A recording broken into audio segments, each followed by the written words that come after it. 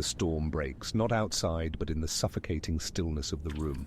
Her words are lightning, her tears are rain. But this time, you are not the tree struck by the blast. You are the mountain, unmoving, silent. Her voice falters. The deluge slows to a trickle.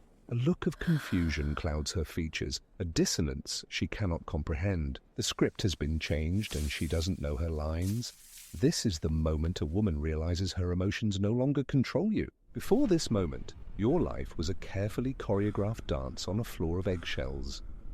Every step was measured, every word weighed. Her sadness was your failure, her anger your crime, her fleeting happiness the reward for your perfect obedience. You lived inside her emotional weather system, a small boat tossed on the waves of her approval and disapproval. You believed this was love, or at the very least the price of it.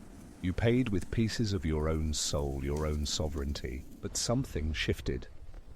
A quiet rebellion in the architecture of your mind.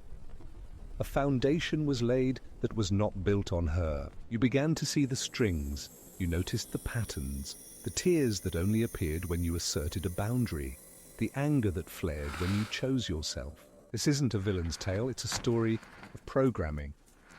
She may not even be conscious of the power she wields. For her, your reaction is a form of validation, a confirmation that she matters, that she can affect the world, that she can affect you. This is the psychology of the covert contract, the unspoken agreement.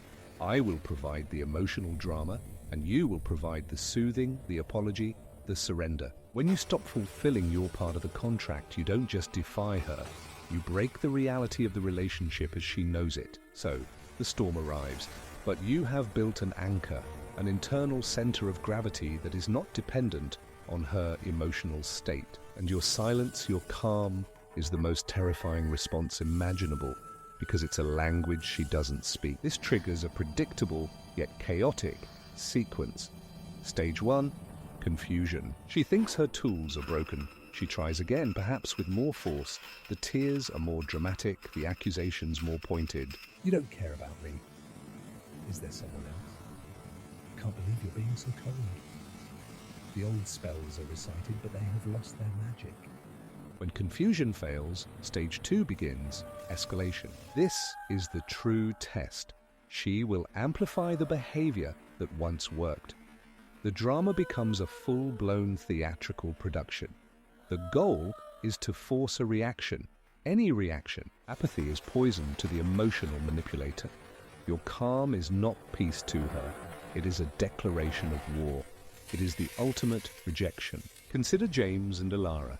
For years, Ilara's tears were the gatekeepers of James's social life. A night with his friends? Tears? A weekend visiting his family? A storm of sorrow and accusations of abandonment. James always relented. He would cancel his plans, soothe her, and restore the fragile peace. He was the perpetual rescuer to her self-cast victim. One Tuesday, he told her he was going for a drink with a colleague after work. The storm clouds gathered. The familiar script began. You never want to spend time with me? The tears welled up on cue. But this time, James didn't rush to fix it. He simply looked at her, held the silence for a moment and said, I understand you're upset. I will be back around 10. He didn't argue. He didn't defend. He validated her feeling without accepting responsibility for it. He held his frame. Ilara's tears stopped. The shock was palpable. Her most powerful weapon had just misfired. The silence that followed was louder than any argument. This leads to stage 3, accusation and reframing. Since she can't control you with her emotions, she will try to control how you see yourself. You've changed. You're becoming cruel. This isn't the man I fell in love with. This is a manipulation tactic designed to trigger your guilt and shame, to make you doubt your own growth and retreat to the familiar, controllable version of yourself. Here is the truth. You have changed. You've stopped being an effect and started being a cause. You are no longer a reflection of her emotional state. If this fails, prepare for stage 4, the bait and switch. When negative emotions fail, she may pivot to overwhelming positive ones. Sudden affection, uncharacteristic warmth, promises of how good things can be. This is allure. It's a test to see if you can be controlled by pleasure as well as by pain. It's a bargain. Give me back my control, and I will give you this intoxicating calm. But you know the calm is conditional. It is not peace, it is a ceasefire. And you are no longer a soldier in her war. When all these stages fail, something truly profound happens. Stage 5. The void. She is faced with a terrifying reality. The center of her universe, the person whose reactions defined her own emotional state, is gone.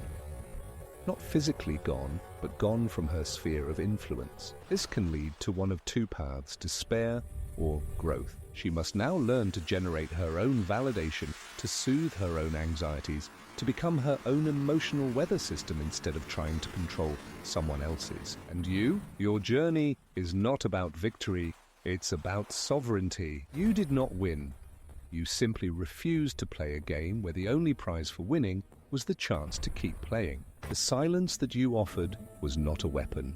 It was a space for her to meet herself, perhaps for the first time. And a space for you to finally exist, not as a reaction, but as an action. Not as a mirror, but as a man.